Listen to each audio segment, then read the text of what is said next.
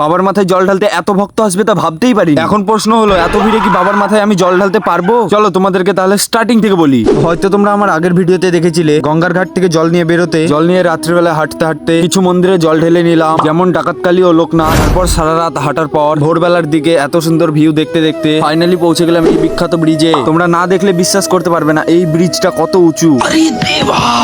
তারপর এই বিখ্যাত ব্রিজটা পার হয়ে এত সুন্দর রাস্তা দিয়ে হাঁটতে হাঁটতে পৌঁছে গেলাম আরেকটি নতুন বিখ্যাত ব্রিজে। এই ব্রিজটাও ভালোই উঁচু ছিল। তারপর ব্রিজটা পার হয়ে জল ঢেলে নিলাম হনুমান মন্দিরে। তারপর দিনের পর রাত হাঁটতে হাঁটতে ফাইনালি পৌঁছে গেলাম তারকেশ্বর। তারপর স্নান করে আমার আসছিল ভীষণ ঘুম, কিন্তু এখানে দেখি একটু বসারও জায়গা নেই, তাই ঘুমটাকে পকেটে ভরে দাঁড়িয়ে পড়লাম লাইনে দাঁড়িয়ে দেখি এখানেও প্রচুর ভক্ত।